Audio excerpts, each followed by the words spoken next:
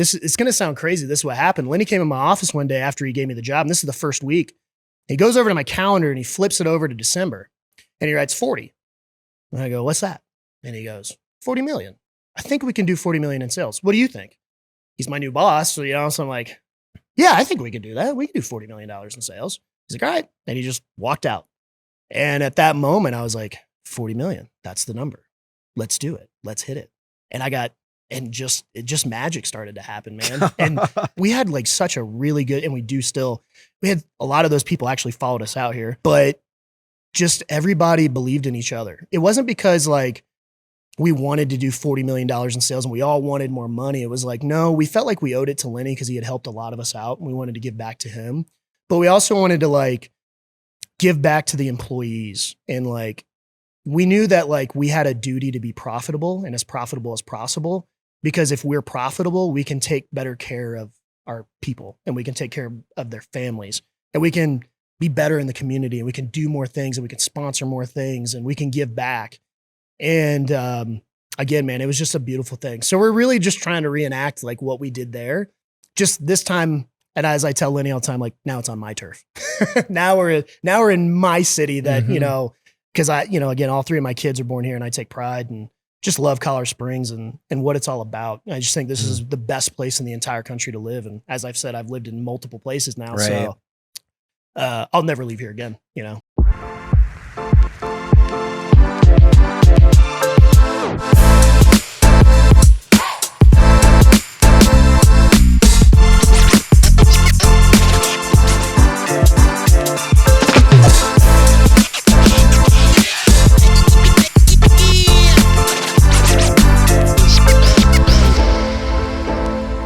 Welcome back to the COS Business Podcast, the #1 podcast in Colorado Springs. Today's sponsor is Awesome Home Services, and you'll find out in just 1 second why. Yes, today our guest is an awesome guest, Brandyn Nuffer with Awesome Home Services. How's it going, man? It's good, man. It's good. And you pronounced the last name correctly. Oh, yeah. We had some rehearsal beforehand. Yeah, man. So yeah, tell us, your business has just started in the last year, not even a year yet, right? Yeah. No, we, the idea came about in January. We got everything rocking and rolling as far as our building goes in April, and then started running phone calls and started, going into homeowners' houses in August. So it's been just a couple of months here. And we're already up to 53 employees, I think, as of today. Yeah, so been rapid growth, and it's been really good, really rewarding, and just excited to be a part of the Springs community. Yeah, it seems like you had a lot of preparation before starting, because a lot of people will start a business and they obviously almost everyone preps no matter what, but you guys are hitting the ground running. It's crazy. What is that? What is? Tell me a little bit about what went into the preparation. Yeah, I mean, I was career-wise, I never thought that I'd even get to this point, if I'm being honest. Okay. But, the co-founder and co-owner, Lenny Sears, we ran a business out of Niceville, Florida, and got it up to $40 million in sales our last year, and he sold it to private equity. So when he was selling it to private equity, he told me, listen, man, I'm going to go spend some time with my family. I'm going to take a break from this. So I went and worked for the private equity firm. Didn't like it. Don't like private equity that much. Just it's too far away from the action, and I like to be around the technicians. I like to be around my staff. I like to do the day-to-day grind, and ended up being at that job for a little over a year and a half. I don't even know what private equity is. Sorry to cut you off. No, you're fine. So in the HVAC, plumbing, electrical world, private equity is like this holding conglomerate of people that are they're investing their money into something. Okay. And so when COVID hit, they had to find some place to put their money that they felt like was, the economy. It's fine if the economy goes down or up. Everybody needs plumbing. Everybody needs, electrical. And in Florida, everybody needs HVAC, right? And so, a lot of those businesses, just money came in. The problem with that, my philosophy is people over profit. And unfortunately, sometimes with private equity world, and again, not all private equities are bad, but it ends up being profit over people. And so it just was a different mindset, a different mentality. It wasn't something I was used to. So I got an opportunity. I got recruited by a company out of Fort Collins, Colorado called Poudre Valley Air. And they were the original HVAC company in Fort Collins. So they had been around since 1970, and I was there, and they had the most tenure I'd ever seen in my life. Most of my staff and my managers had been there since day one. So they had been there for 30, 40 years. And it was such a cool experience. And I actually just, I was their GM. I was running it for a couple of months. I went back to Florida, and like I said, the co-owner of Awesome Home Services, I just had kept in contact with him and texted him and said, like, hey man, I need some help. Like, can you help me? He's like, well, I need some help too. And I was like, okay, cool. And so we met up for lunch, and he goes, listen, I want to get back in. I've got all this money, but I want to change people's lives. And if you were me, what would you do? And I go, if I was you. And he goes, yeah. So I ended up pitching him this idea of starting a company in Colorado Springs, because that's where I really wanted to be, and, you know, growing it into a major competitor here in Colorado and changing people's lives. I even gave him, like, here's some people that I would recruit. Here's what I'd want to do. And at the end of it, and we had been talking for like 2 hours, he was like, you want to do it? And I was like, wait, what? He was like, do you want to do it? I was like, I don't know. You know, I got a good gig. Like, I like what I'm doing. And he's like, well, why don't you go talk to your wife? And why don't you, you know, think on it and then get back to me? And so it didn't take very long. I was like, okay, let's do it. I want to do it in Colorado Springs. And from there, you know, that was in December of last year. He flew out to Colorado Springs in January, and that's when, like, we just put pen to paper and just started getting going. So, you know, he's got, you know, 20 plus years experience of running a business. I mean, he grew it from nothing, a one-man truck, all the way up to a $40 million operation in multi-locations. So we were in the Panhandle of Florida, we were in Birmingham, Alabama, Orlando, Florida, and we were in Pensacola, Florida. We had over 150 employees. And I mean, it felt like, even though we had 150 employees, and even though we had multi-locations, that last year, we felt like a family. I mean, we did so many good things. We went from, like I said, $25 million in sales to 40 million in 1 year. That's huge. Wow. And really what it was just focusing on people and getting the right people, and getting them all around a common goal, and, like, how does that affect them, right? And, like, how does that, you know, hey, if we hit this number, right, that's kind of insane in 40 million, like, what does that mean for you, right? And I wanted it to be to the point where, like, when the janitors came to, like, clean our company, that they were like, these mofos think we're going to hit $40 million. And so, like, and we did, man. And it was so exciting. And so to have that opportunity to do it again, wouldn't be able to do it without Lenny. His name's Lenny Sears, but wouldn't have been able to do it without him, but we've done that. And so we were able to get the building that we wanted. So we're in the old Int building off of Murray and Platt. And then we were able to start with our leadership team and, you know, recruit in the people that we trusted, that believed in us and we believed in them, give them the opportunity to be successful. And then we really just went to recruiting the Springs and just trying to find technicians that were not only looking for a home, but looking for a family and just a place to land. So again, man, we got over 50 employees, and each and every single one of them, I actually posted in our Slack chat on the way here. I was like, hey, really excited about this podcast, you know, we're doing today.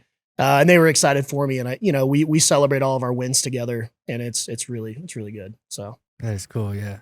We'd like to take a quick break and thank our sponsors. Awesome Home Services. Awesome Home Services delivers top-notch HVAC solutions for your home. Whether you need heating, cooling, or system maintenance, they ensure your comfort year-round. Visit awesomeservice.com for your HVAC needs. That's awesomeservice.com. Mike Schoening Legal Shield. So you're out here living your best life, and suddenly legal drama slides in your DMs. Major L, right? Bruh, hard pass. That's why you need Legal Shield. They're like the GOAT of legal protection. Business contracts covered. Traffic tickets, no sweat. 3M legal emergency, they're up like, say less. Hit up the link and get Legal Shield now. Protect your energy, secure the bag, and stay drama-free, period. Visit mscheoeng.legalshieldassociate.com. Planet Duct. Planet Duct is the #1 choice for professional air duct cleaning in Colorado Springs and Southern Colorado. With state-of-the-art equipment and top-tier service, they make sure the air in your home or business is clean and allergen-free. Breathe easier with Planet Duct. Learn more at planetduct.com. Franchise Succeed. Looking to invest in a franchise or grow your current one? The experts at Franchise Succeed help you navigate the world of franchising with proven strategies and guidance. Whether you're a first-time owner or scaling a franchise empire, they're here to help. Visit franchisesucceed.com to get started. That's franchisesucceed.com. Pinnacle Advanced Primary Care. Pinnacle Advanced Primary Care offers affordable, accessible healthcare with a focus on you. They provide exceptional primary care without the hassle of insurance barriers. Experience a patient-centered approach. Learn more at pinnacleapc.com. Celebrity DJ. Make your next event unforgettable with Celebrity DJ. From weddings to corporate events, they deliver energy and entertainment that keeps the party going. Visit celebrity-dj.com to book your DJ today. Storybook Destinations. Turn your dream vacation into a reality with Storybook Destinations. They specialize in creating custom travel experiences from Disney vacations to bucket list adventures. Start planning today at StorybookDestinations.com. That's StorybookDestinations.com. And now let's get back to the show. Let's take it back a little bit. Okay. So like you are originally, and we were talking about this before the show, but you are originally from here in Colorado, Denver, really more specifically, right? No, actually, so my dad's side of the family is from Colorado. And he was in the Air Force. Okay. We got stationed, like if we're going way back, I should have grown up in Miami, Florida, but Hurricane Andrew came through and wiped out everything back in 92. And so we moved up to the Panhandle of Florida, which is where my mother's from. They got divorced, but we were there. I lived there for 17 years. And just like my last year of high school, I remember coming out to Colorado when I was 8 years old. And I told my mom at the time, like I was like, I'm moving out there. And actually, they used to call me Colorado back in school because I'd wear Colorado Buffaloes jerseys and Denver Bronco jerseys and stuff. I'm like, I told everybody, like, hey, I'm going to Colorado.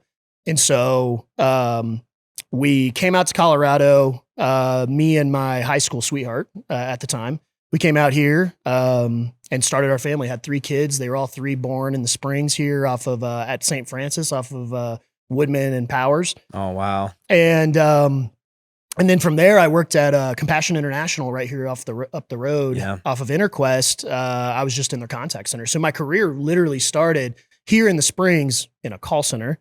And I just got really lucky along the way. Ended up moving around the country. We were here for a little bit. Went to Vermont. We were in Burlington, Vermont for 2 years. And my boss that recruited me out to Burlington, Vermont, he left. And so I was like, well, really don't want to stay here. It's really cold and there's a lot of snow and it's not like Colorado at all. Real like, cold over there. Yeah, real cold. Everybody was like, oh, you're from Colorado. Like, you're going to be fine. I was like, no, this is not, I'm not used to this at all. But we're trying to get back to Colorado and I was just at home one day during a snow day and I saw call center manager because at that point, my career was just call centers. Right. And I really wanted to be a director of a call center. Like that was my dream. That was my passion. Like I was like, I'm shooting for this. I'm gunning for this. So I looked and I told you guys I grew up in the Panhandle in a little town called Niceville, Florida. And I saw that they had call center manager and it was one on Indeed where it had the updates. So I did it. I ended up calling my wife and I was like, hey, like, you're not going to believe this. And she's like, what did you do? And I was like, well, I put in my application for a job in Niceville, Florida. And she's like, why would you do that? We want to go back to Colorado. I was like, I don't know. Well, nothing's going to come of this. Like you put your resume in all the time. Mm-hmm. I got a call 15 minutes later. Oh, wow. 3 days later, I was on a flight to Niceville, met with Lenny at that point, and he hired me to be his call center manager. Wow. Lenny, the guy who's guy who's my partner at Wow, Awesome Home Services. So I came on as his call center manager. And, over time, he continued to come in my office. And he tells this story all the time. He kept coming to my office and he was like, do you want to do anything outside of this? And I was like, no, I'm good. I'm just a call center manager. And he's like, I really think that you're more than that. Like, I think that you've got something else. And I was like, no, I don't. But slowly over time, like as he continued to talk to me, I guess it's just that self-belief you get, right? You saw something in you that you didn't in yourself. That I didn't see in myself. Mm-hmm. And so he gave me the dispatch department, so the team that's sending our technicians out. And then he gave me IT. And then he said, like, hey, like learn more about marketing. And he gave me the marketing side of the business. And then I'll never forget, he just came to me and he said, like, hey, we need a new operations manager to oversee the entire business. Do you want to do it? And again, I was like, I just don't think that it's me. And he goes, well, why don't you go back home? I want you to look up Henry Ford and look at Henry Ford and look at like his success in his career. So when I went back home, I looked it up. And one thing about Henry Ford, because I told Lenny, I was like, look, I don't know anything about HVAC, plumbing, or electrical. Like, I feel like whoever's in charge needs to know a little something about that. I know how to flush a toilet. I know that the AC's coming out. I knew bare minimum. He was like, yeah, but you know people. And so the one thing about Henry Ford was he did this press conference one time and he's standing up there and they're like, hey, why should we like listen to you? because you don't know anything about cars. And he goes, well, you're right. I know nothing about cars. This person does, this person does, this person does. I found the best people and they believe in me. And I just break down the barriers for them. And I came back and I was just like, all right, well, let's take a shot. Let's do it. And I knew how to keep people motivated. I knew how to, find people where they're at and try and help them out. And I just tried to do what Lenny did to me and like see something. And like when I saw something and people like see it before they see it and like help them see it. And like I said, I didn't even know that we were only at $25 million in sales that last year. Like had no idea. The only thing, and it's going to sound crazy, this is what happened. Lenny came in my office one day after he gave me the job. And this is the first week. He goes over to my calendar and he flips it over to December and he writes 40. And I go, what's that? And he goes, 40 million. I think we can do 40 million in sales. What do you think? He's my new boss. So, so I'm like, yeah, I think we can do that. We can do $40 million in sales. He's like, all right. And he just walked out. And at that moment, I was like, 40 million. That's the number. Let's do it. Let's hit it. And just magic started to happen, man. And it was a lot of luck, but I don't think it had anything to do with me. In fact, I know it didn't have anything to do with me. We had like such a really good, and we do still, we had a lot of those people actually followed us out here. But just everybody believed in each other and wanted to do it. It wasn't because like we wanted to do $40 million in sales and we all wanted more money. It was like, no, we felt like we owed it to Lenny because he had helped a lot of us out and we wanted to give back to him. But we also wanted to like give back to the employees. And like, we knew that like we had a duty to be profitable and as profitable as possible, because if we're profitable, we can take better care of our people and we can take care of their families and we can be better in the community and we can do more things and we can sponsor more things and we can give back. And again, man, it was just a beautiful thing. So we're really just trying to reenact like what we did there, just this time. And as I tell Lenny all the time, like now it's on my turf. now we're in my city that, cause again, all three of my kids are born here and I take pride and just love Colorado Springs and what it's all about. I just think this is the best place in the entire country to live. And as I've said, I've lived in multiple places now. Right. So I'll never leave here again, Yeah. So a lot of people feel that. It's interesting. There's some kind of weird draw about this city. Well, I think that like it's a big city, right? Like I think you told me before the show, like it's like 39th in the entire, it was 49th when I was here before, and now it's 39th, so it's growing. But it's a big city, so 39th biggest city in North America, but it also has this small town feel. Like we still care about each other. We still, have the Christmas parade downtown and we do so many things in the community. Special Olympics is here. This is the birthplace of college hockey. The Pro Rodeo Hall of Fame's here. We've got Compassion International. We've got all of these great places. I think Progressive's headquarters are here. And it's just, I think that there's just a lot of good people here. And it's good to see like the growth. And I just really like my heart is for this community and just wanted to give back to the community. Because Lenny was like, why are we doing it in the Springs? I'm like, man, this is just where I want to be. Like I don't, and there's good people here. And like we can give them a home. We can give them a place like we did in the Panhandle. And like, I think that'd be so cool. And so far we have, like I said, we've got 43 employees and we have 0% attrition, by the way. We haven't lost a single person since day one. Nice. So yeah, which is really cool. Unbelievable. Like, and I mean, when you're thinking about being in Florida, I mean, obviously HVAC's a big piece too. Yeah. Living in Florida heat. What has been like the biggest differences in being in a Colorado environment? And you probably already know because you've worked for other companies here in Colorado, but what were some of the stark differences when you were starting Awesome Home Services here? Well, in Florida, it's like a health hazard to not have AC. Like people can die. Here, there's a lot of homes that still to this day don't have AC. They're even doing new builds that like still to this day, like you have to opt in to having an HVAC unit in your house. Now you obviously have a furnace and everything, but as far as like forced air into your house, like that's not happening. So that was a little bit different. Heating season, what we call it. So like, when it starts getting cold, through, I guess here in Colorado, like March, April, is a little bit busier than what we experienced in Florida. Plumbing's different. We've done really well on the plumbing side. I would tell you that like, we're at the point where like, we're having to continue to add plumbers. We're just getting a ton of plumbing calls, different electrical codes, but we've got some really great leaders. I kind of mentioned like my HVAC manager, Dale Chasen, he followed us out from Florida. He was my HVAC manager in Florida. Dean Christian is running my plumbing department. He came from Orlando, Florida. He was my plumbing manager there. Wow. Young guy. He's great. Dale's fantastic. And then actually our electrical manager, Edward, he's from here in the Springs. He actually worked at a couple of companies here in the Springs, but originally from New York. So he's got this wealth of knowledge around residential electrical that I never could. But again, we just have all these great leaders that have come through, and any challenges or anything that's different than what we've seen in the past. I mean, they're over at the trade schools, they're over at our vendors, and they're over at the supply houses and just trying to figure out like, hey, teach me quickly so that we can get this rocking and rolling. So we lean heavily on our technicians. A lot of these guys grew up in this area, and they've seen it all. And so, again, we're kind of that reverse pyramid, and we try to keep it that way. Like, technicians, contact center, back office staff are at the top. We're at the bottom. So if they're like, hey, we need to do this, we're like, well, they've seen it before, so let's go do it, and it's been really rewarding because, like I said, we've had Dale and Dean that followed us up, and we have so many others that have followed us, but they're learning too, just right along with their technicians, which is pretty cool. Dang, that's so crazy. Talk a little bit more about culture as well, because it sounds like you already have, again, you're talking about zero attrition, and some of the guys that have followed you up previously from Florida all the way to Colorado, big stark differences there. And, what we're just talking about, but like, there's got to be a culture element into your business. And then I want to reference someone I've talked to you about on the phone before, which are our friend Levi from High Five Plumbing, who does something. He has a very great culture in his plumbing company as well. But first, go ahead and talk about culture for you Similar guys. colors, actually, too, I think. Really? Yeah. Oh, yeah, you did tell me. Yeah, he's up in Denver, right? High Five Plumbing. Yeah, High Five Plumbing. Yeah, got to go meet that guy.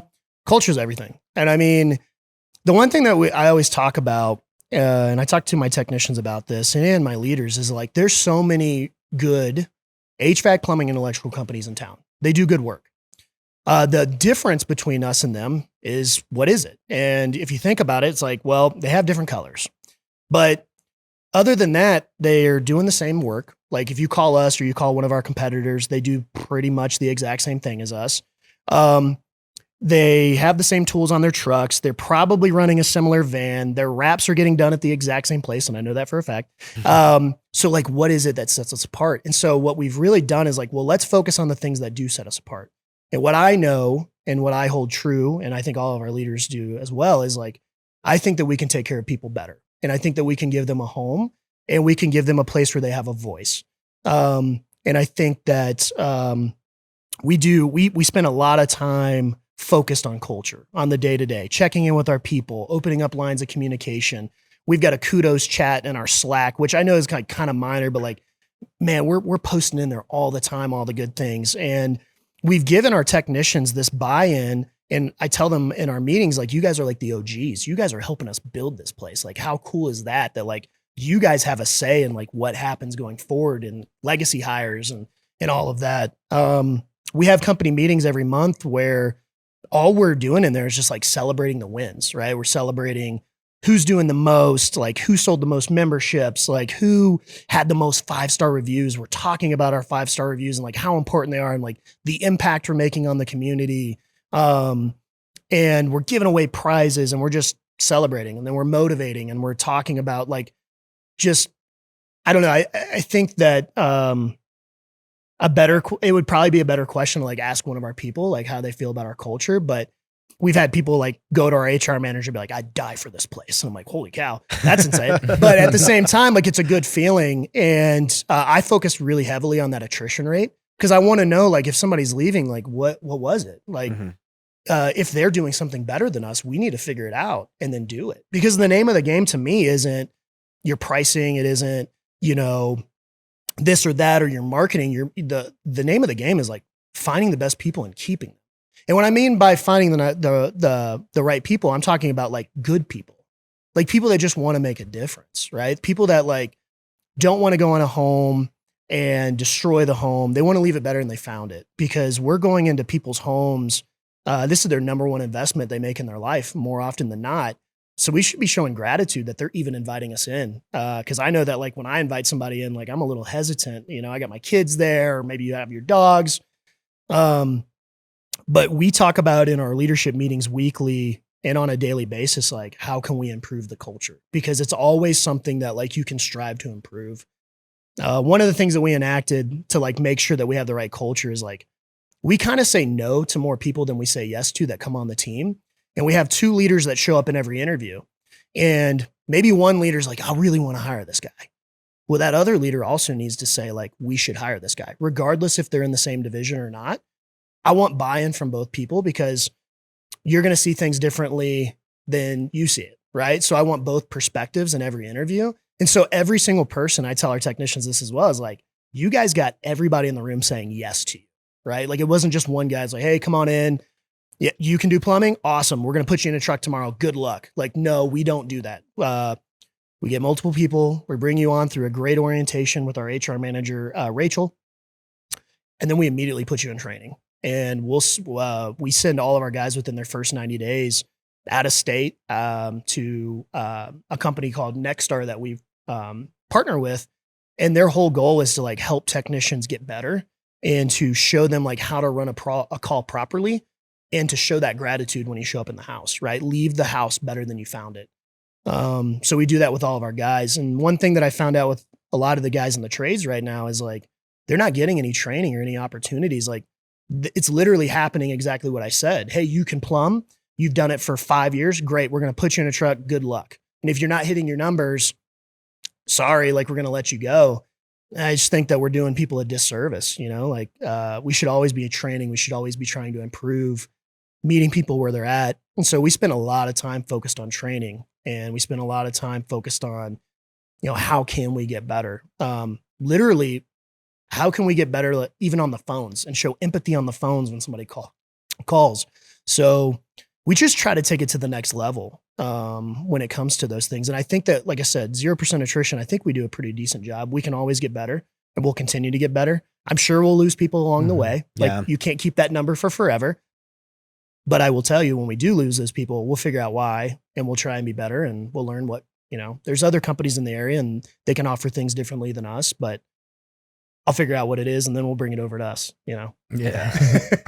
We're going to take a quick break to thank our sponsors. Home Day. Buying a home shouldn't be overwhelming. Home Day empowers you to save on your mortgage by putting you in control of the process. Lower your cost and take the next step towards home ownership with ease. Visit gethomeday.com today.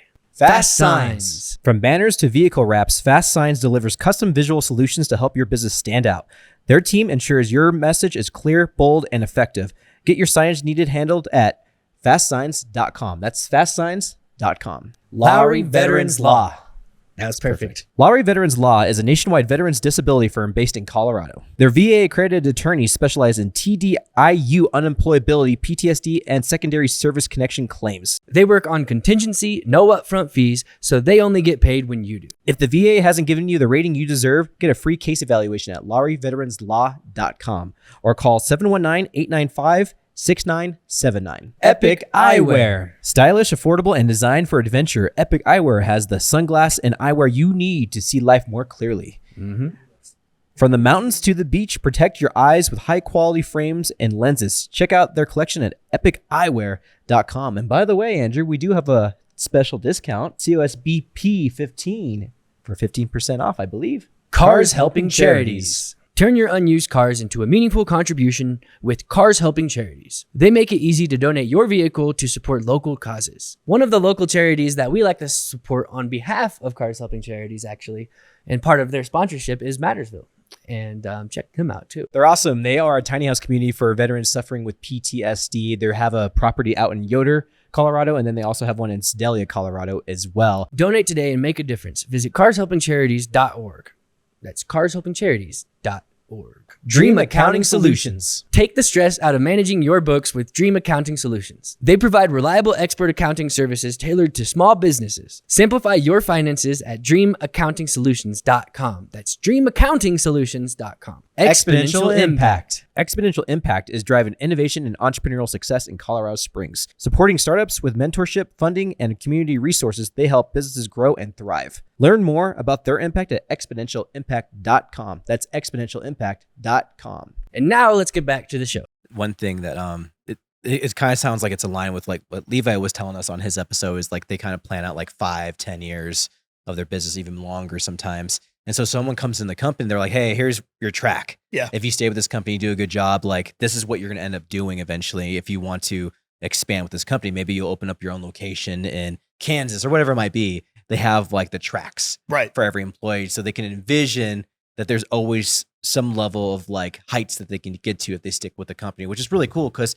I feel like a lot of folks, especially employees, like they feel like they hit that invisible that ceiling peak, and right. then they're just like, okay, so what am I doing here? Am I just gonna be complacent? Am I just gonna make the same money every year and be happy with that? And they kind of get into that, like what else is fulfilling me in life? Right? Well, what else? Yeah. I mean, I think that as individuals, we always want to grow. Like we always want to have our sights set on something bigger than what we are.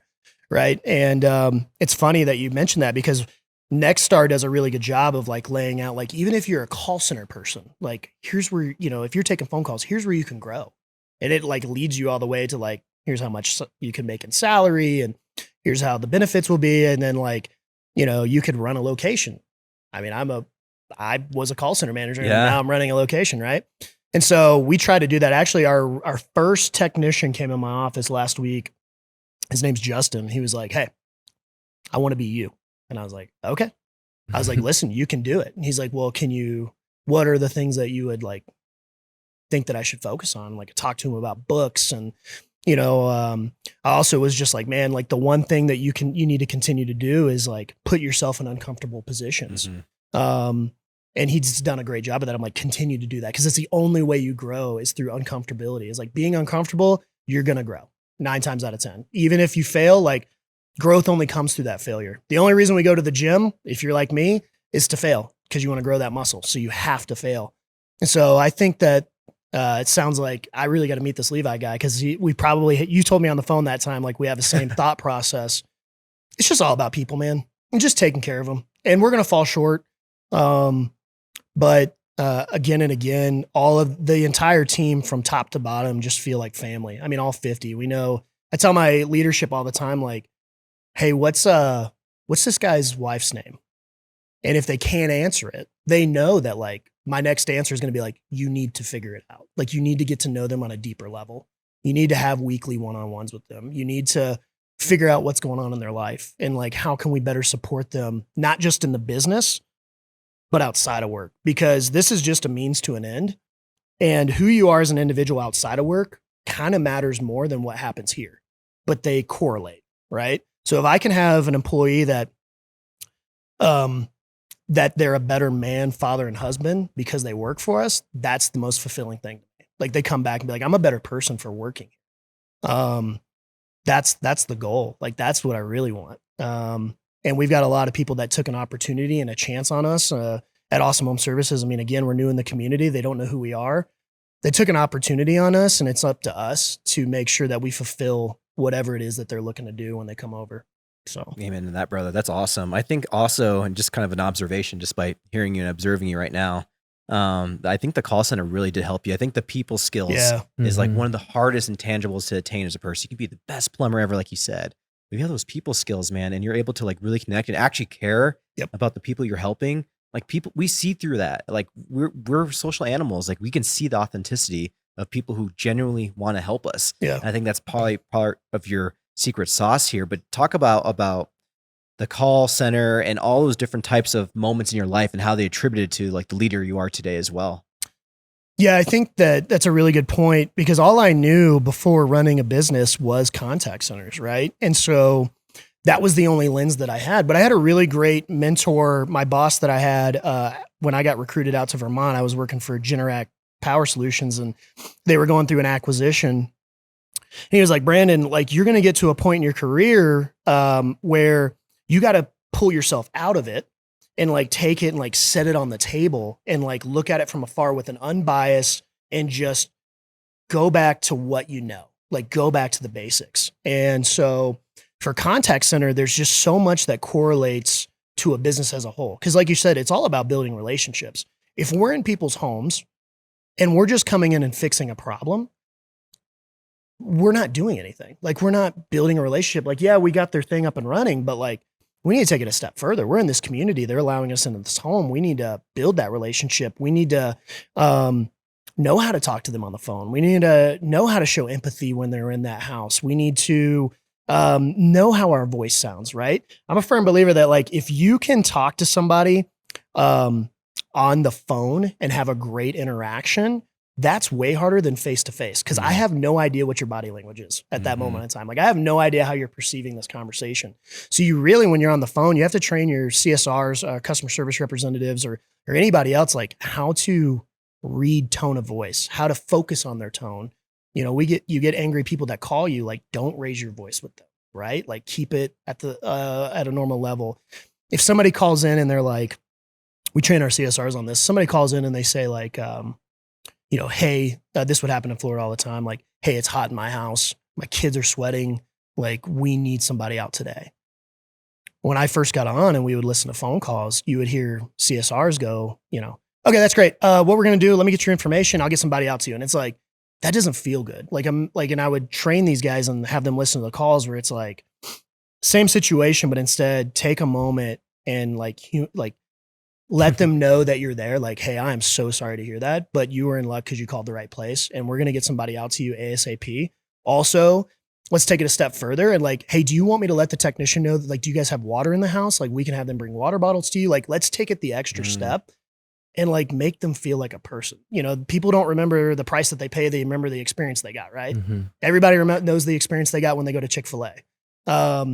Versus when you go to McDonald's, right? And that's what's made Chick-fil-A so special is like they really focus on that interaction in building those relationships, even when you're just going through the drive-thru, which is kind of nuts, right?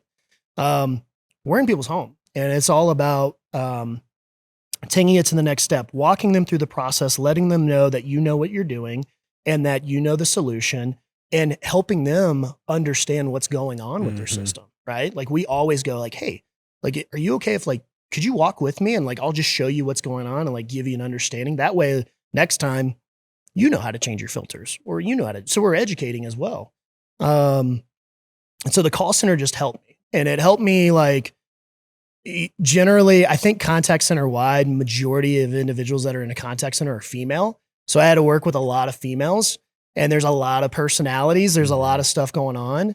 But those days of just grinding in a contact center helped me tremendously. I tell people all the time, like call center work is some of the toughest work. Oh yeah. You know, for sure. You're sitting on a phone all day and depending on where you're working, you're probably getting yelled at. You're probably getting cussed at. Then you get off work. You got to call your spouse. You got to call your boyfriend, girlfriend. They want to talk, but you've just been talking for 8 hours straight. You're drained. You're mentally and physically drained. If you can do that over and over again, like you can do any job because that's tough work and people minimize what's happening in a contact center. And so I just got really lucky. Like I said, I've had some great leaders and mentors that have taught me over the years, what it means to be a good leader, you know, what it means to care, take the extra initiative. Yeah. It seems like it's really showing through. I was thinking have you heard of, feel, felt, found. Have you ever heard of that? It's like an old sales tactic of like someone's coming in hot. They're calling you out of nowhere. Maybe it's Andrew. You know him. He's a client of yours. You're expecting, oh, it's Andrew calling. And then like you answer the phone and Andrew's just heated and you're like, oh, this coming out of nowhere. And like the feel, felt, found is like essentially just saying like, I understand how you feel. So like verifying and justifying their feelings. I felt the same way. So now you're kind of connecting the dots of like, listen, like I know what you're going through. I felt the same way, whatever this situation was. What I found is this, and then you're kind of showing whatever the problem is an enemy of both of y'all now because you're on the same side of them. You've been going through whatever they're going through, and I found this to be the solution. And so that's always a good tactic we use in marketing because I'm a marketer. So we go through the same thing of like, hey, how's it going, Brandon? And coming in heated, why are my ads doing this or whatever? And I'm like, you gotta learn how to de-escalate because it's such a hard skill. It is such a hard skill, and like for you guys, like you're right. Not only that, but you're walking in people's houses, right? Dogs are barking, maybe, you know, the folks are fighting, like all these different things are going on.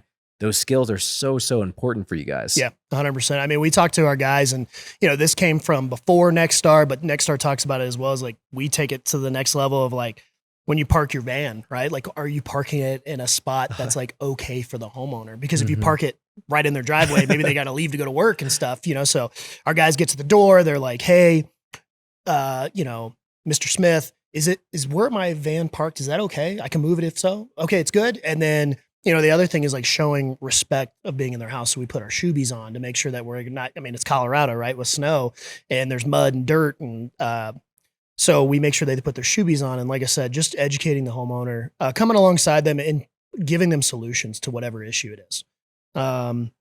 We had a goal of hitting 100 5-star Google reviews. We hit that within a month. And then we're up, I think like as of today, we're at like 457 or something like that. Yeah. When we're looking you up earlier. We take great pride in that. We celebrate each and every single 5-star review. It's really important to us, not only because it helps us grow, but it also like the technicians, when their names get shown on it, like they take pride in that. They show their family. I said, we celebrate that in the company meetings.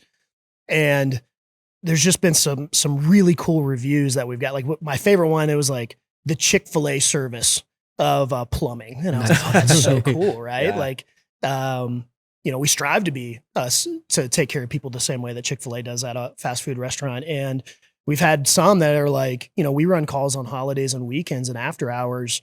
And we've had some that are like, hey, like you saved my Christmas, right? Because you were able to come in and like, we didn't think that we were going to be able to be here. We're going to have to go in a hotel because we couldn't heat our home. Yeah. And like, we were able to come in, and it's like, we talk about that ad nauseum, like the good work that we're doing. And like, we're making an impact in this community, which I think that's what we all really want to do. And we've got a group of people that's their heart, is doing that. For sure. So technical term or technical title is COO, right? Yes. Well, we looked on your website and there's a lot of different services that you guys offer right out of the gate. Yeah. I mean, 5 months in, I mean, we're just counting on just like HVAC, all these different like line items of different things that you provide, plumbing, electrical. Yeah. How do you guys, I mean, it goes against the conventional wisdom of saying like, hey, aim small, miss small, start your business with one service, get really great at that, and then maybe expand onto these other services as you kind of get your sea legs.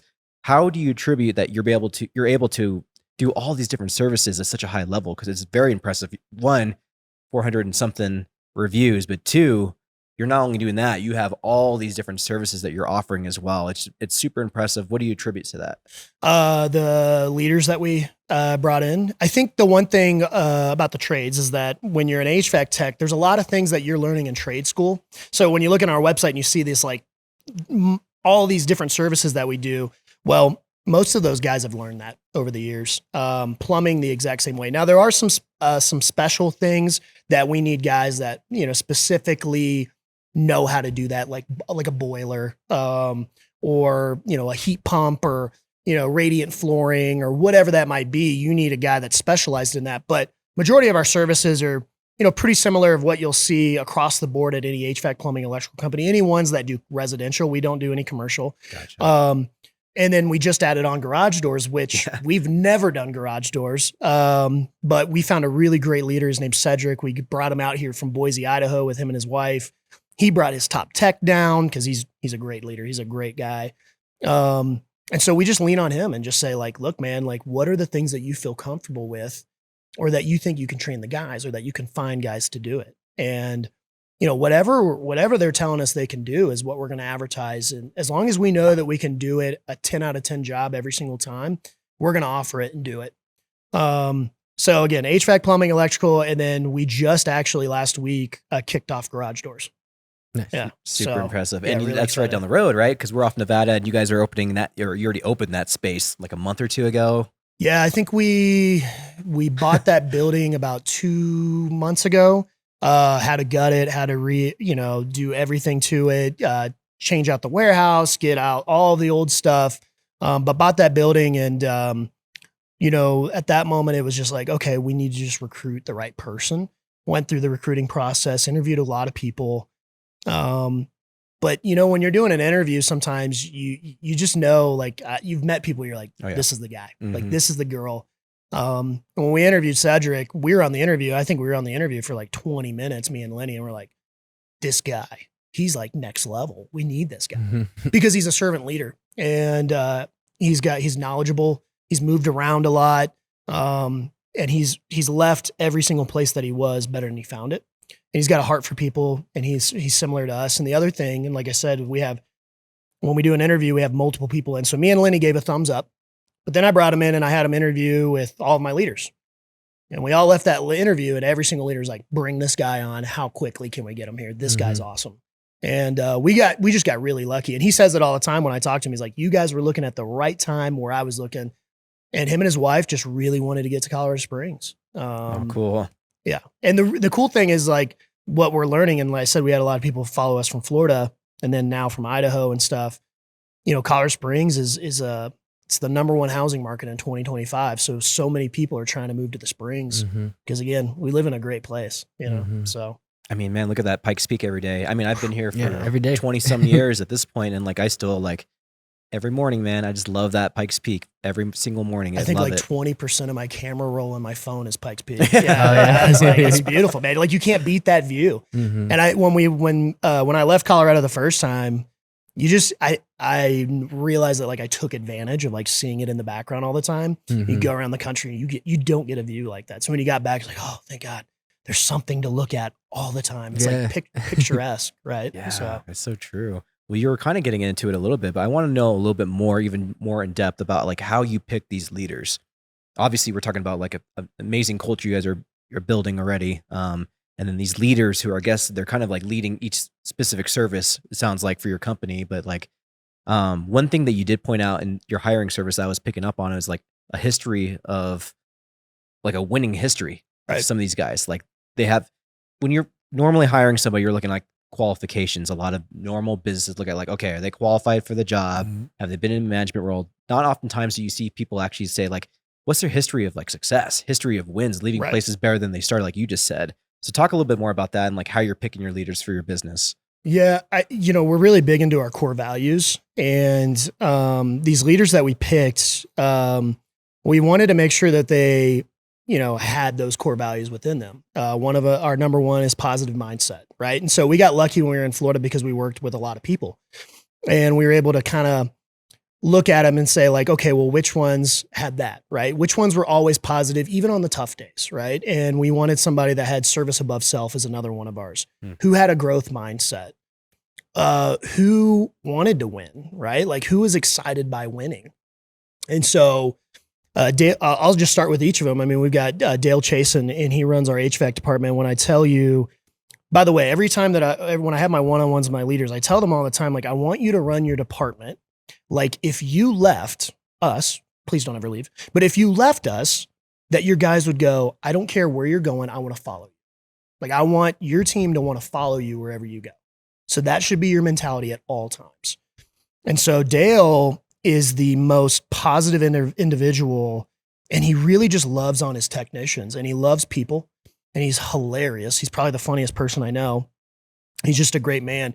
Dean, and he's an older gentleman. He's in his, I think he's in his late 40s. But he's just continuing to try and grow himself. Right. And every single core value, he's got it. And he's got it to a T. Dean Christian, who's our plumbing manager, he's a young guy. He's 28. He is growth mindset 100%, but he also, he came in day one, and I recruited him out of Orlando. His first day here, we were going to have a meeting, and he goes, hey, I'm not going to be in the meeting. I was like, it's your first meeting. You have to come. And he was like, no, I got to go run in the truck with Preston. He needs help, which is one of our technicians. And I was like, okay.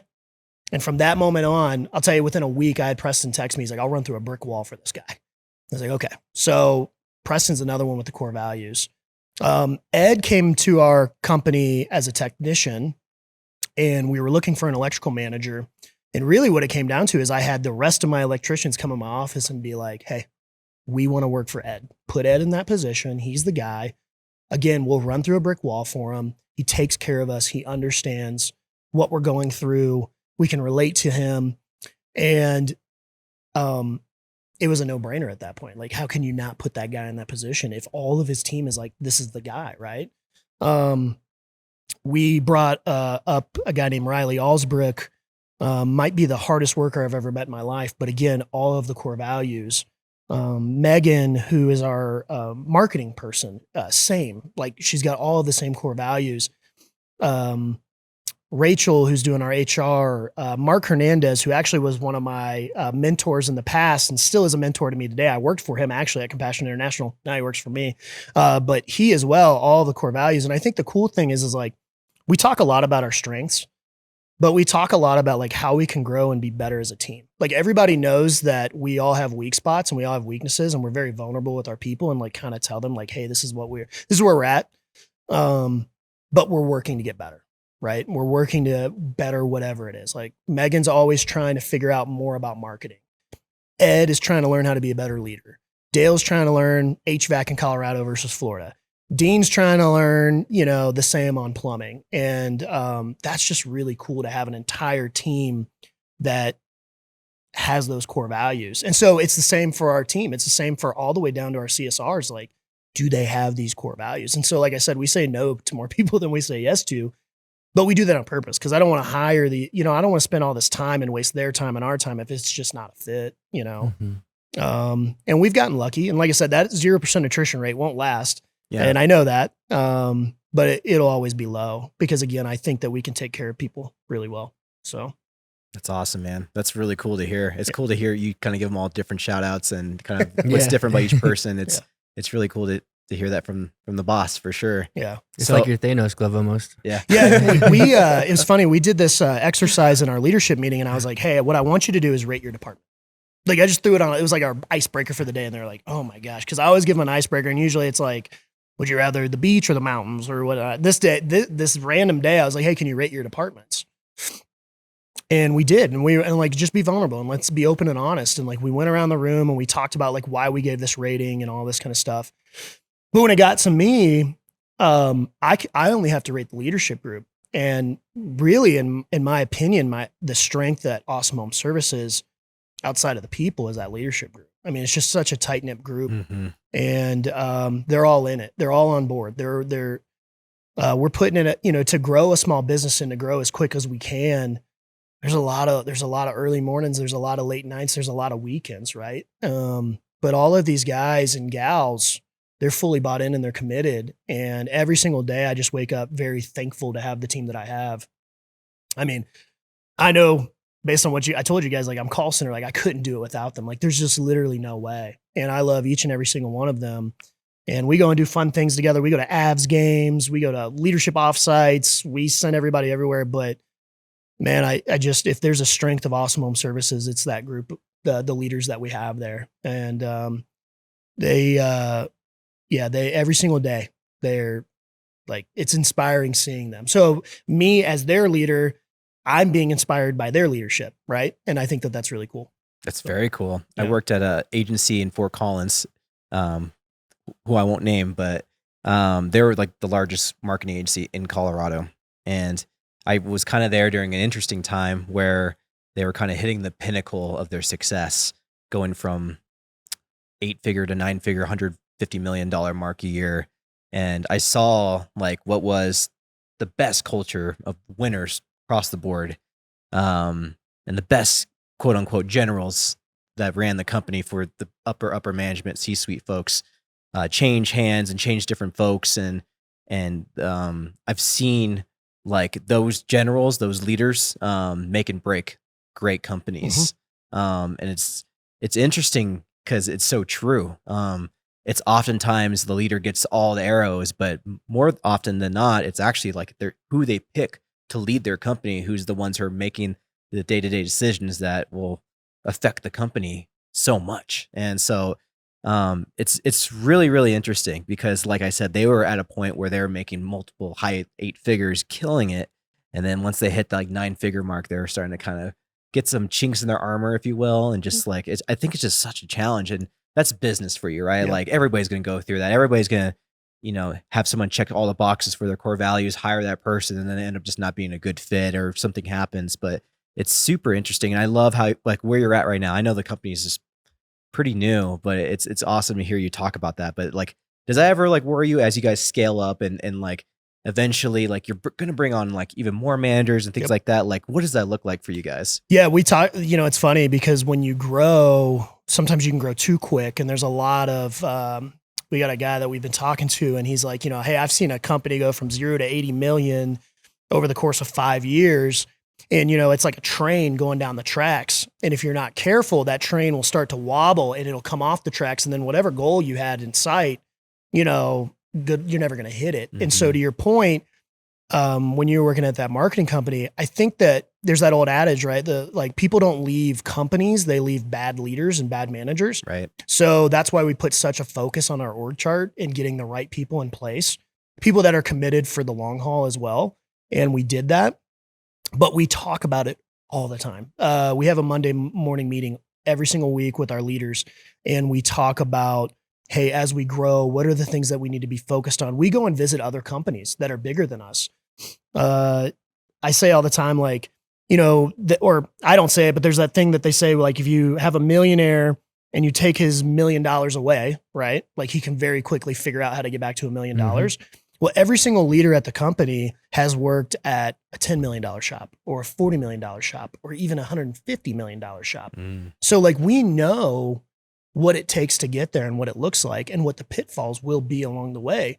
And as long as we continue to be mindful of that and make sure that we don't fall victim to the things that we fell victim to even while we were growing before, I think that that'll set us apart. Because regardless, as we grow, there's going to be challenges. There's going to be, we're at 50 employees, but you get over 100 employees, like, it's really hard to keep track of what everybody's doing on a day-to-day basis, right? And then you got to add more leaders and stuff. But I think that recruiting and hiring, a lot of people don't spend as much time there and don't spend as much time on culture. We've been very lucky because of Lenny that we can focus. We were able to from day one, focus on the right people and focus on our culture. So we just go back to that. I talked in my leadership meeting last Monday. We did our company meeting. One of the cool things at the company meeting is that we do a raffle at the end.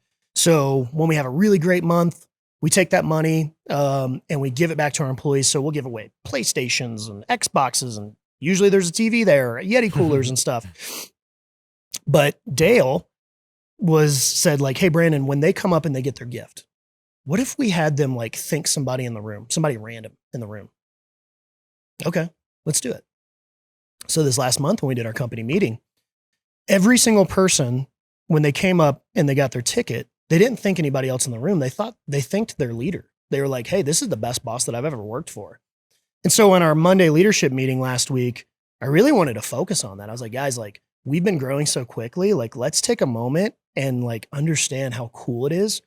You guys are making a difference. And this is what it's all about. Like, growth will happen as long as we continue to focus on these things and focus on the right things. Because there's so many businesses out there. And, I was unfortunately a part of it with private equity, where like the focus wasn't really on the people. The focus was on EBITDA. It was on, whatever, what's the bottom line? What are we making? Again, it's our duty to be profitable. It's our duty to do that for the community, for our people, for us. But to me, it's like missing in that puzzle is like, are you focused on the people? Like, are you finding the people that are going to get you there? And are you taking care of them so they don't leave? And so many people just get it messed up and they're just focused on that profit number. It's like, no, you should be focused on people. Focus on yourself, get yourself better. Right. And so I think that, we have an audacious goal this year of what we want to do. I know we'll hit it. It's not because we need to hit it. Like, we do, but in a sense, like, we want to do it because it's going to allow us to do bigger and better things in Colorado Springs. It's going to allow us to take care of our employees better, give them more money, allow them to take care of their families better. All of those types of things, give back to charitable. We give money to the Special Olympics here in town. I want to give them more money. It's a program that's near and dear to my heart. Right. So, those types of things, like we're sponsoring the Switchbacks next year. We sponsor Colorado College this year, Power Play. Like, we want to do more and more of those things. Yeah. We want to do more and more of those things. Right. So to hit that number, it's like, if we hit that number, we can do more. And luckily, like I said, through our reviews and everything, Colorado Springs communities really kind of came around us, and we're very lucky that they have. And, we're very proud and thankful for that too. For sure. Yeah. Well, there's been a kind of a recurring theme on our show, and it's just really interesting. I would say the past year on the show, of a lot of people who have created amazing companies in wake of being previously acquired by a private equity company. It's been like a recurring thing for like a couple of, I think it's like, call it like the past like 10 episodes, 3 or 4 of them have talked about that. and being like, yeah, we hated it. And then we came and made our own business. And then we have another potential sponsor coming on board. He's actually another one who's just started a business because his big business he was the owner. It got acquired by private equity and they wanted to keep him on. It just wasn't going to work. Yeah. So it seems to be a recurring thing in the US that these private equity companies are trying to get into a lot of these more home service businesses across the board. It's so interesting to me as a person who I have several businesses. I'm never going to want to be like private equity where I have a bunch of huge businesses like that. But it is really interesting to see that trend in the United States. Explain to our folks at home, as far as like what that experience is like, because you were talking about it, like they're definitely profit over people. And that was just your personal experience. Yeah, Not to say all of them out there are like that. No, not at all. But we have heard of like BlackRock and companies like that, right? No, not at that level. It's not at that level. Not all private equity firms are created equal. In fact, the last private equity firm, when I went to go work at Poudre Valley Air out in Fort Collins, I worked for a private equity firm that I loved. I loved their CEO. He was about his leaders, and it was just awesome to see. And it was like, I can work for this guy for forever. So when Lenny originally gave me the opportunity, I was like, I kind of like where I'm at right now, And so it was really hard leaving them. But, the private equity firm before, I think the unfortunate part with these private equity firms is that they have a pretty big portfolio. So this one, and I don't, obviously want to name names or anything, but this one had, a gym, and then they had a fast food restaurant and stuff. And they bought our company and held it with all the other ones. And I think from their perspective, they just assumed that they could run it exactly how they run a gym or exactly how they run, a fast food restaurant. And it's just so totally different. Our niche is different. And so it was a learning experience, not only for us and how they wanted to operate and like what they were looking for and what they needed, but it was also a learning experience for them too. Cause they were like, well, this isn't what we thought it was going to be. Cause we were, once everything came together, they're like, oh, I think it was like 4 profitable businesses that they put together. It was like, we're not profitable anymore. Like what happened to me, cause they put me in a role where I was no longer overseeing an operation. I was actually seeing the most people within the company, but I was overseeing contact center, dispatch, and permitting.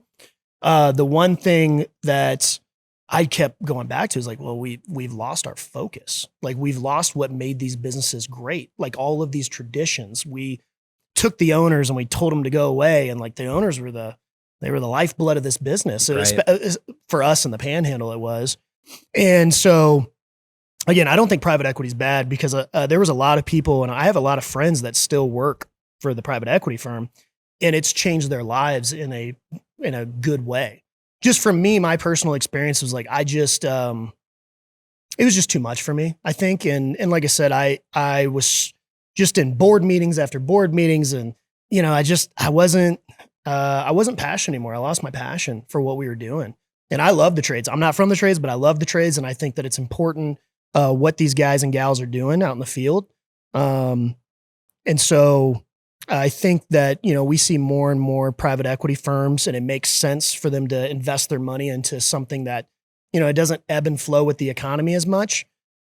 I would just implore them to, focus on what made that company great, right? A lot of these places are mom and pop shops. A lot of these places have been in the community for 20, 30, 40, 50 plus years have been operating. And if you take the heart of what made that company great, and you don't take care of the people that helped build it, right, you're going to fail and you're not going to be as profitable. You can continue to find people and put them in place, but I don't even know what our attrition rate that was there, but I'm telling you, it was very, very high. Yeah. I mean, I couldn't, I was like, every time we'd get somebody else in, it was like, well, they're leaving because they're like, I don't like this, Mm-hmm. And so I don't know. I don't think that private equity is bad per se, and I don't want to say that at all. Not all of them are created equally. But we'll see where it goes. I mean, to your point, you keep having people come on the show. There's more and more and more and more of it coming in as they try and find places to invest their money. Right. So in a lot of ways, it's like a yin, like it's completely different than Awesome Home Services because you're more about people, they're more about numbers. Yeah. But in a way, business marries the both of them. It does. Yes. So there is probably a place for both of them. There is. And I mean, at the end of the day, like you have to know your numbers, and your numbers have to be in the green, right? They have to grow. Yep. But like you said, I think the more organic, rooted approach of what you guys are doing is like we're growing people in this business to be better people. is a much better approach than just being like, these people just need to hit these numbers. Yeah. You're like, here's your number. I'm never going to meet with you about it. I'm only going to talk to you when like you don't hit your number. Yeah. Like you're never going to hear from me. I'm never even going to tell you like, how do you get better at getting that number? Like, it's like, no, here's the number. You've been doing it for years. Do it. And it's like, well, it doesn't really work that way. Right. And like I said, the last place that I worked for, they were private equity backed, but it was just a different feel. I was on a call one time with the private equity firm. And again, every single ops manager, because they owned multiple locations around the US, every single ops manager had to speak to their numbers in front of their peers, which is like terrifying, by the way. So we're on this call, and this is like my first meeting with them. We're on this call, and the CEO, he goes, all right. And there was this company, and the guy gets on, and you could just tell he's beat down. Like, and he's about to tell us that he's got the worst numbers, right? And it's not only is it bad numbers, it's like multiple months that he's had bad numbers. So he goes through and he talks about just like, this guy, I just remember him, his body language is not good. And he's just talking about how he's struggling, but what he's trying to do. And he's optimistic, and he just brought in some new people. He's trying to do it the right way. And it's like, okay. And we go on to the next one. The CEO of this private equity firm is like, hey, 1 second. And we're just gonna say the guy's name was Kenny. He's like, can we go back to Kenny real quick? He's like, Kenny, man, I've been at your shop and you run a great operation, and those numbers do not define what you're doing. And like, I know that you're going to get to the next level, and like, just know that like, you've got our full backing and we appreciate you. And like, anything you need to get you to that next level, I've got you. And it was like, in that moment, I was like, I can work for this guy. Like, this guy's got it, right? Because he could have taken that. And I think what I expected was for him to go back and just berate this guy. Grill him even more, and right? Grill him and make him even lower and more anxious, and maybe think about leaving because he's like, well, I'm going to get canned anyways. Mm-hmm. But to have somebody come in and be like, hey, like, I see your potential and I see what you can do. Like, that was a private equity firm that like, I was like, I can work for that. So again, polar opposites, my experiences. So they're not all bad. I think some are trying to do it the right way, and they're kind of figuring it out because there's so many out there, at least in our space there is. And I think a lot of them, like, they don't come from like the roots like that we do. Like, we've owned businesses and we know what it is to like grow a business. And a lot of these folks, they might just be people who have just got into this, like, I want to invest in businesses, and that's how they get in. They weren't there like opening up shop at 5 a.m. and like bearing the cold weather to like open the front door of their business and like build it from the ground up. A lot of them, they built wealth in other ways, and then they got into the business sector. So this come from a different background. Some of those bigger private equity companies probably are like that. Well, most of these private equity firms, right? Like, they're starting in California, they're starting in New York, in New York City, and you're working with mom and pop shops that are just blue collar people that are like, hey, I started my company. I just was a plumber. Yeah. And then I was like, hey, I kind of like this, and I was getting enough calls. So I hired more people, and I hired friends and family, and like, they just grew it to a different level. Right. And so there's just, most of these private equity firms, again, that I've worked with, and the one that I worked with before, like, they didn't really work with blue collar companies. They worked with like franchise operations and things of that nature. And it's a totally different world when you walk. Speak differently too, right? Yeah, they speak differently, and it's a totally different world when you walk into an HVAC, plumbing, electrical shop. Like, it's a bunch of blue collar dudes, man. It's like rough around the edges type guys, right? And gals as well, because there's a lot of gals in the trade. But I think I'm optimistic as more private equity firms get into our space that they'll learn from their mistakes that they've made. And again, like I said, the first one I worked for versus the second one, I mean, the second one is night and day. And that CEO, I actually talk to him all the time still. I see him at events and everything. And I always make it a point to go over and talk to him because I just I think so highly of that guy. Because again, I can't even imagine the stress that he's under, and he's got to hit his numbers for whoever. But he took that moment, and I think that that's important as leaders, is like, take a moment when you notice that somebody's down and help uplift them instead of just continuing to, I mean, they're already down on themselves. Why would you continue to berate this person? Right. Right. That's a great point. Well, one last question from me before I throw it over to Andrew. Family, you have a family. Yeah. Talk about that and running a business that you're growing very, very quickly. I'm sure there's late nights, early mornings. How has that balance been for you? Yeah, I think that's like the toughest part of the job, obviously. Family's really, really important to me. I've been married. I've been with my wife now for 19 years. I've got 3 kids. Wow, congratulations, because you're not that old. So that's I know. I started way too young. Yeah. Started way too young. But and my 3 kids, we try and do things. At least I try to do with my kids at least a lot. My oldest daughter, I got lucky. She's into sports just like me. So like we watch every single Avs game together. We watch the Bronco games, and we've gotten very lucky. Like this year, me and her have went to a ton of Avs games. I took her to her first Bronco game. We're big Florida Gator fans, so we fly back to Florida. Like I told her when we left Florida, she was like, well, Dad, like if we're leaving, you have to take me to a Gator game every year. And I was like, all right, well, I'll let you choose it and we'll go. So she chose one this past year, and we've flown back twice now to go see a Gator game. My son's into video games. My middle daughter, she's into boys and social media and all that kind of stuff. But really just like at the end of the day, like decompressing and spending time with them. What happens at home is way more important than what we do at work. I say that all the time. Like, unfortunately, we just spend more time with the people at work than we do with our families, majority of the time, right? Like 40 hours a week, sometimes more. So it's just so incredibly important as a leader to like put that focus whenever you can, even in little moments throughout the day, back on your wife and your kids. And I think I can get a lot better at that. Just, because when you're trying to grow a small business, it's really, really tough. Yeah. We talk a lot about that with our technicians too, right? Because they're spending a lot of time. They're working overnights sometimes, or not overnights, but they're working nights, they're working weekends. And we talk a lot about like, hey, go home, spend time with your kids, spend time with your wife, spend time with your husband. It's important because if they're happy, you're going to be happy, right? And if something's going on there, you're probably going to bring it into work. So would rather you focus on like making sure everything that is good there, right? That's awesome. Are you into the UFC at all? Do you watch the UFC? I do. Yeah, I do like the UFC. You know Khabib? I do know Khabib, Okay, yes. So he was just interviewed this past week. A lot of his fighters were fighting in the recent card. And he's, for those folks at home, like Khabib's like one of the more prolific fighters in the UFC history. He retired like 5 years ago now.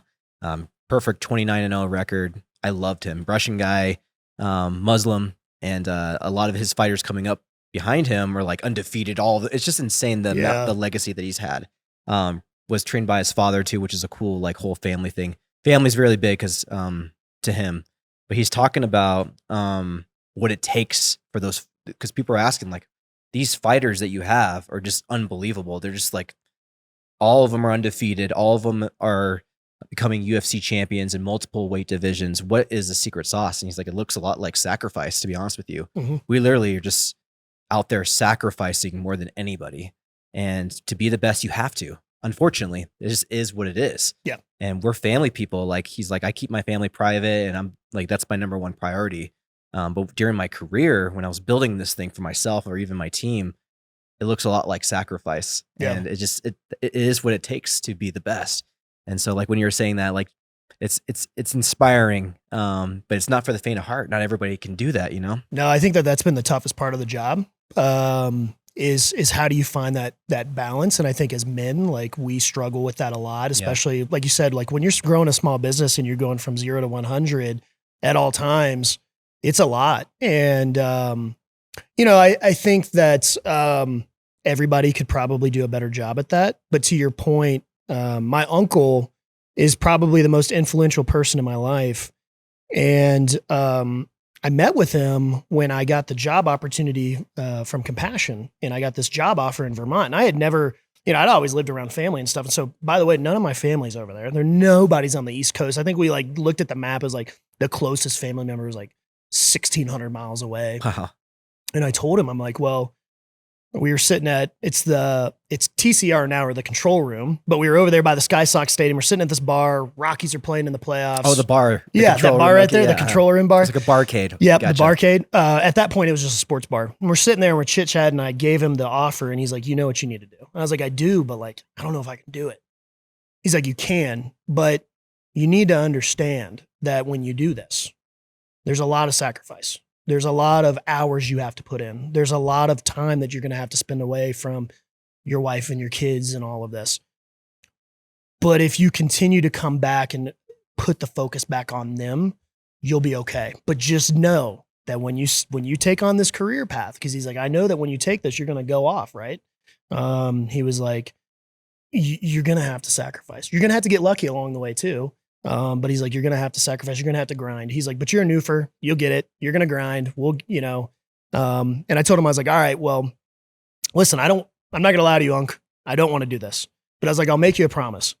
If I take this, I'm going to come back and I'll come back to the Springs. And when I come back to the Springs, I'm going to be better for it. I promise you. And he's like, as long as you can promise me that, I think you do it. And so when I got back, when I first came back, I came back by myself before my family came, and I stayed with him. And I was like, hey, and he's like, you fulfilled your promise. And I was like, I did. And I was like, and that was it. That was like my whole journey, was because I wanted to come back here and be better for it, so.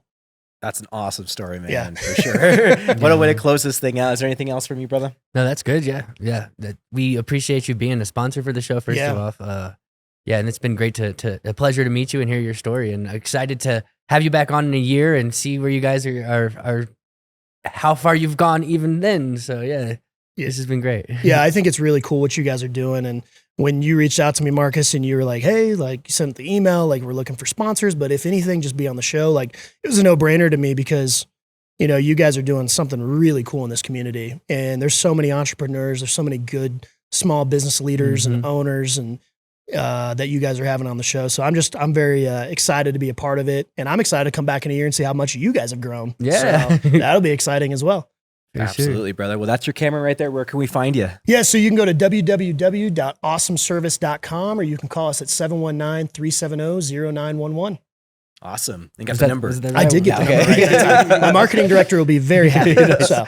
Awesome, brother. Well, thanks again for sponsoring and supporting our show. Like Andrew said, I mean, we really, really appreciate it. And we'll have to do like a 2026 leading off the year type of second part to this interview. We're so excited. We're proud of you. I know we barely know each other so far, but like, hopefully we'll keep in touch this year and see everything. We are watching from afar and seeing your success, by the way. And we've been like, Andrew's like, hey, did you see that they're everywhere? They're on all the billboards. I see you guys every day, actually. Yeah. At first I didn't, because you guys became a sponsor pretty much like around when you guys were just I think it was like you emailed me, and we hadn't even been running calls yet. Okay. That's what it was. Yeah. He was just starting, and he was already talking like, hey, we're gonna do this thing. I'm like, okay, we'll see. But he was right. I mean, even more so than what you're talking about. Like, it's just so cool to see an idea come to fruition, man. So like, again, that's kudos to your team. I mean, you guys are doing a great job in the community, and we truly appreciate it. Yeah. We're also doing an alumni networking groups, alumni meaning like people who are past guests. So I think that'll be a great networking opportunity for Awesome Home Services with other local businesses too. So yeah, I'd love that. Yeah, we've been in contact with a lot. They've welcomed us with open arms, even our competitors, because there's things to learn from them. And good competition breeds good competition, like, right? Exactly. And so, I'd love that. Would love networking and finding other people that are like-minded here in this community is it's really exciting. So absolutely, brother. Well, Levi will probably be there too, because he's a past guest and alumni too. So welcome. Got to meet this guy. Welcome to alumni for sure. Yeah, we didn't even bring Diego up, but hopefully he'll be there too. Alpha Lead. Yeah, I'm supposed to chit chat with. He hit me up on LinkedIn, and I reached out to him. He's supposed to call me this week, so I'm really excited. I saw he said he was one of your first guests. Yeah, he was one of the first sponsors. Yeah, he's been crushing it too, by the way. Yeah, I know. I see his trucks everywhere, and I love his logo, and I love his colors and stuff. So I'm really excited to learn from him, and it's really cool. Awesome, man. Well, this has been the COS Business Podcast, and we'll see you guys on the next one.